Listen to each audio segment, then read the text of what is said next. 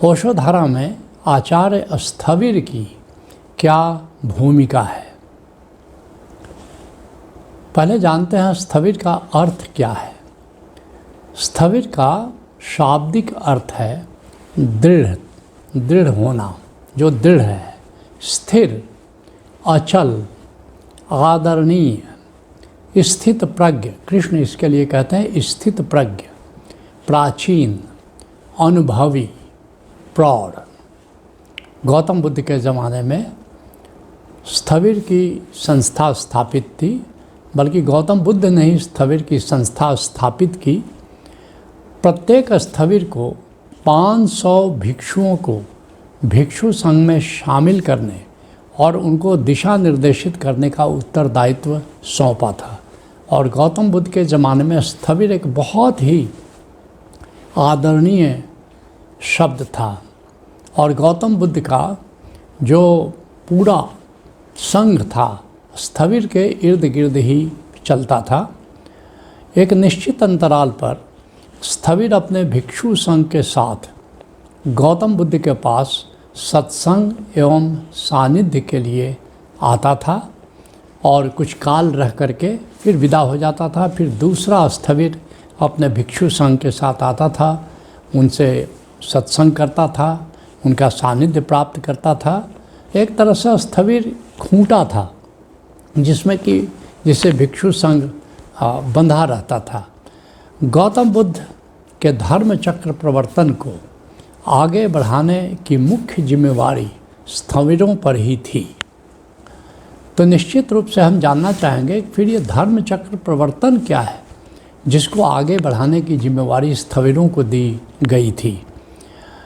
आज से 10,000 साल पहले भगवान शिव द्वारा सनातन धर्म चक्र का प्रवर्तन किया गया। ओशो कहते हैं कि जब भी धर्म चक्र प्रवर्तन किया जाता है तो उसकी जीवंतता लगभग 2500 साल तक रहती है। फिर उसकी रफ्तार धीमी हो जाती है। फिर एक नया प्रवर्तक आता है, नव प्रवर्तक आता है, फिर से नए धर्म चक्र का प्रवर्तन करता है। फिर वो 2500 साल चलता है और ये क्रम चलता रहता है। जैसे मैंने कहा कि 10,000 साल पहले भगवान शिव ने सनातन धर्म के धर्म चक्र का पहला प्रवर्तन किया, लेकिन 2500 साल के बाद उसके चक्के की रफ्तार कम हो गई। तो आज से 7,500 साल पहले भगवान राम द्वारा धर्म चक्र का पुनः प्रवर्तन किया गया। फिर 2500 साल बीते, फिर उसकी जीवंतता समाप्त होने लगी। तो आज से 5,000 साल पहले भगवान कृष्ण आए और उन्होंने नए धर्म चक्र का प्रवर्तन किया और नई जान डाली सनातन धर्म में, गीता का उपदेश दिया और सनातन धर्म को जीवंत किया।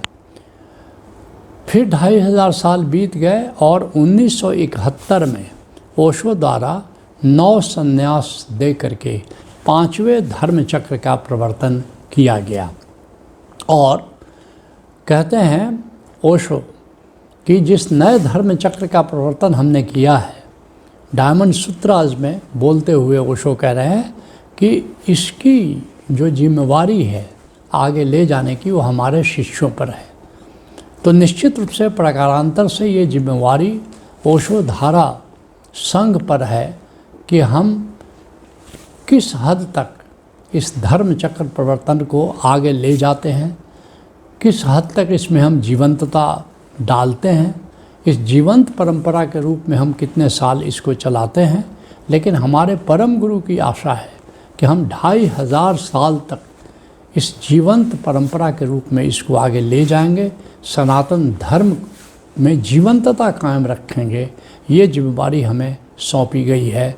और ये जिम्मेवारी जैसे गौतम बुद्ध ने धर्म चक्र प्रवर्तन को आगे बढ़ाने की जिम्मेवारी मुख्य रूप से स्थविरों को दी थी, ठीक इसी तरह ओशोधारा में भी धर्म चक्र प्रवर्तन को आगे ले जाने की जिम्मेवारी मुख्य रूप से आचार्य स्थविरों के ऊपर है।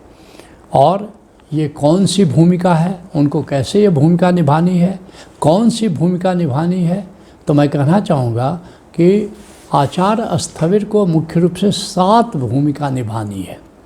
क्या क्या भूमिकाएं हैं? पहला, तुम सब जानते हो कि ओशो धारा में 28 तल के योग और स्मरण के कार्यक्रम हैं, चरैवेति तक का कार्यक्रम है। तो सबसे पहले चरैवेति तक का कार्यक्रम यथासंभव शीघ्र पूरा कर अनुभव ज्ञान प्राप्त करना है।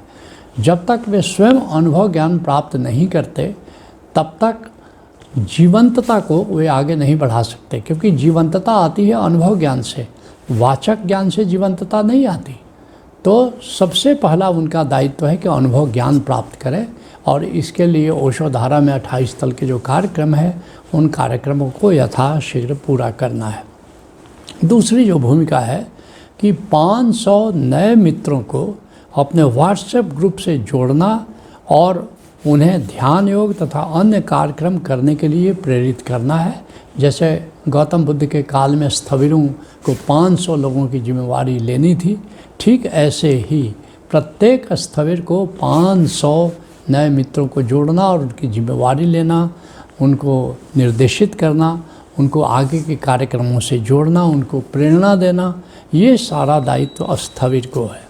जो तीसरी भूमिका है वह है अपने ग्रुप के सदस्यों को जैसे आध्यात्मिक पिकनिक पर ले जाना, ओशो धारा मिशन 365 से जोड़ना, समर्थ गुरु के साथ यात्राओं से उनको जोड़ना, क्योंकि जो स्थविर होते थे वे मूविंग होते थे। ऐसा नहीं था कि एक जगह पर रहते थे, और इसका कारण था, और कारण ये था कि एक साथ मूव करना, एक साथ चलना, जिसके लिए उपनिषद का ऋषि कहता है कि सहनऊ अवतु सहनऊ भुनक्तु सह वीर्यम करवा, वही साथ आओ, साथ खाओ, साथ चलो, संग गच्छन्ति संवदन्ति सर्वे मनांसि जानताम, साथ चलो। तो ये जो सानिध्य में एक पिकनिक क्षेत्र में जाते हैं, नई जगह जाते हैं, तो ये संघ का बॉन्डेज बहुत बनता है। इसलिए मैं बहुत जोर देता हूँ कि जो हमारे स्थविर हैं वो समय समय पर अपने लोगों के साथ ये आध्यात्मिक पिकनिक आयोजित करें, नई जगह पर जाएं, और साथ साथ ये जो बॉन्डेज है, क्योंकि आप अलग अलग रहते हो, किसी बहाने कम से कम एकजुट हो, एक जगह जमा हो, और ये आपस में जो बॉन्डेज है ये इसको बहुत ही ज़्यादा मजबूत करता है। तो इसको करना है। जो चौथी भूमिका है ओशो धारा साधना केंद्रों और ध्यान केंद्रों की स्थापना करना, क्योंकि वो पिवोटल रोल प्ले करते हैं। ध्यान केंद्र पर सप्ताह में एक दिन या समय समय पर मित्र जमा होते हैं, और जब जमा होंगे तो क्या बात करेंगे? सद्गुरु की बात करेंगे, गोविंद की बात करेंगे, साधना की बात करेंगे, कैसे संघ को आगे बढ़ाना है, कैसे अध्यात्म को आगे बढ़ाना है, यही बात करेंगे। तो साधना केंद्र और साधना केंद्रों पर कार्यक्रम आयोजित करेंगे, ध्यान योग, सुरत योग, निरत योग कार्यक्रमों का आयोजन करेंगे, ध्यान केंद्रों में आपस में मिला करेंगे। तो साधना केंद्रों और ध्यान केंद्रों की स्थापना करना ये भी स्थविरों की एक भूमिका है। जो पांचवी भूमिका है कि अपने घरों में ओशो धारा गैलेरिया स्थापित करना, पुस्तकालय स्थापित करना, क्योंकि ये जो ओशो की पुस्तकें हैं, ओशो धारा का इतना बड़ा साहित्य है, तो पुस्तकों के माध्यम से लोग जल्दी जुड़ जाते हैं। और ओशो की किताबों को पुस्तकालय के माध्यम से वितरित करना, या कोई मित्र किताब खरीदना चाहे तो खरीद सकते हैं। ओशो धारा का इतना विराट साहित्य है, क्योंकि अधिकतर मित्र, आप सब याद कर रहे होंगे कि अधिकतर मित्र ओशो की किताबें पढ़ करके ही ओशो से जुड़े, फिर ओशो धारा से जुड़े। तो इन पुस्तकों की या ओशो प्रवचनों की या ओशो धारा के प्रवचनों की ये बड़ी भूमिका होती है संघ के कार्यक्रम को आगे बढ़ाने में। तो ये भी भूमिका बड़ी महत्वपूर्ण है।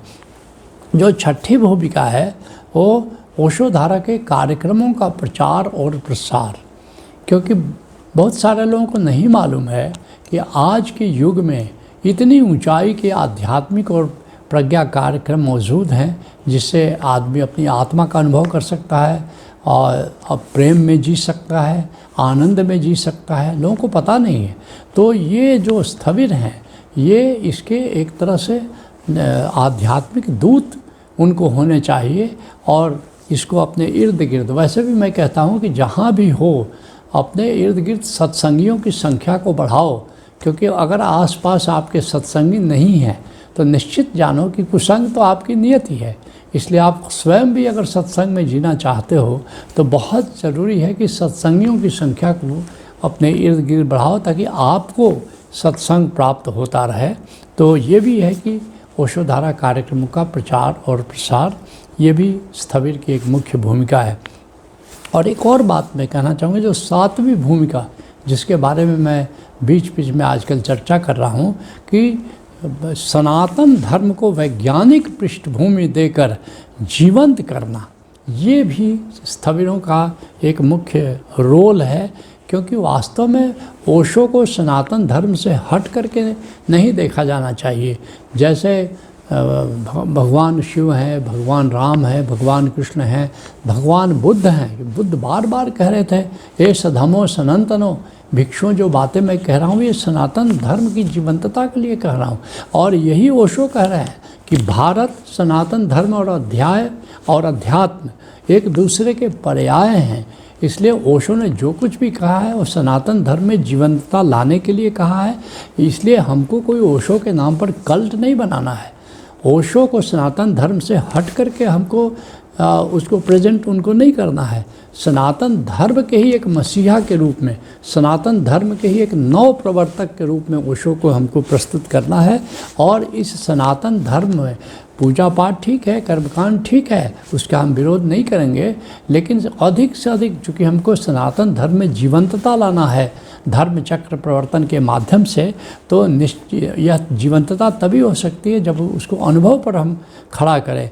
इसलिए मलूक दास एक संत हुए, बहुत ही प्यारी बात कहते हैं कि सनातन धर्म क्या है। इस पर कह रहे हैं कि पहला पद है देवी देवा। ये नर्सरी क्लास की बात है कि देवी देवताओं की पूजा से हम लोग आरंभ करते हैं। तो देवी देवताओं की पूजा ठीक है, वो भी एक स्तंभ है, वो हमारी संस्कृति का हिस्सा है। लेकिन कह रहे हैं कि यहाँ रुकना नहीं है, सनातन धर्म यहाँ रुकता नहीं है। पहला पद है देवी देवा और दूजा नेम। दूजा क्या है, दूसरा कदम क्या है, अब कुछ नियम करो, व्रत करो। दूजा नेम आचारा। अब नियम व्रत पर नहीं रुकना है, अब हमको अपने आचार में अपनी शुभता लानी है, सदाचार लाना है, आचार को शुद्ध करना है। तो ये तीसरा पद है। लेकिन मलूक दास कहते हैं कि तीजे पद में सब जग उलझा। लेकिन लोग यहाँ पर रुक जाते हैं। अधिकतर सत्संग आप सुनोगे कि कैसे अच्छे व्यक्ति बने। अच्छा व्यक्ति बने, सनातन धर्म की देशना है कि अच्छे बनो, परोपकारी बनो, सबकी मदद करो, बहुत अच्छी बात है। लेकिन यहाँ भी रुकना नहीं है। सनातन धर्म कहाँ जाता है, चौथा अपरंपारा, ये चौथे पद में जाना है।